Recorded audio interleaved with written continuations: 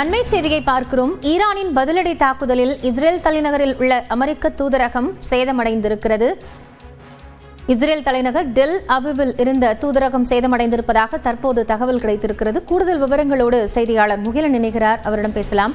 முகிலன், இப்போ அமெரிக்காவினுடைய தூதரக கிளை சேதமடைந்திருக்கிறது. இது அடுத்த கட்டமாக இந்த தாக்குதலினுடைய நிலை எப்படி இருக்கிறது? இந்த சேதத்திற்கு பிறகு அமெரிக்கா தரப்பிலிருந்து ஏதாவது நடவடிக்கை எடுக்கப்படுமா? காயத்ரி, இது தொடர்பாக அதாவது இஸ்ரேலுக்கான அமெரிக்க தூதர் ஒரு விளக்கத்தை அளித்திருக்கிறார். ஈரான் நடத்திய அந்த தாக்குதலில் அமெரிக்காவின் தூதரக கட்டிடம் சிறு சேதம் அடைந்திருப்பதாக அவர் தனது எக்ஸ் பதிவில் அவர் குறிப்பிட்டிருக்கிறார். மிக முக்கியமாக இந்த ஏவுகணைகள் எல்லாம் இஸ்ரேல் நோக்கி ஏவப்பட்டது.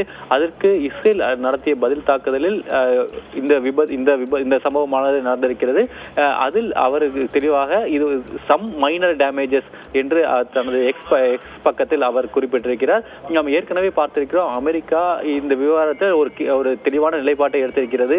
அதாவது ஈரான் மற்றும் இஸ்ரேலுக்கு இடையே நடக்கக்கூடிய போரில் அமெரிக்கா எந்த வகையிலும் தலையிடாது, எந்த நாடுகளுக்கும் ஆதரவாகவும் நிற்காது என்றும் அவர் ஏற்கனவே தெரிவித்திருக்கிறார். அதே போல அமெரிக்க சொத்துக்கள் மீதோ அல்லது அமெரிக்கர்கள் மீதோ எந்த வடிவிலாவது இந்த தாக்குதலில் நடத்தினாலோ அல்லது அவர்கள் ஏதேனும் தாக்குதலுக்கு உள்ளாக்கப்பட்டாலோ ஈரான் அமெரிக்காவின் முழு பலத்தை சந்திக்க நேரிடும் என்ற ஒரு எச்சரிக்கையும் விடுத்திருந்தார். அப்படி சொல்லிருக்கக்கூடிய சூழ்நிலையில தற்போது இந்த நிகழ்வானது நடந்திருக்கிறது.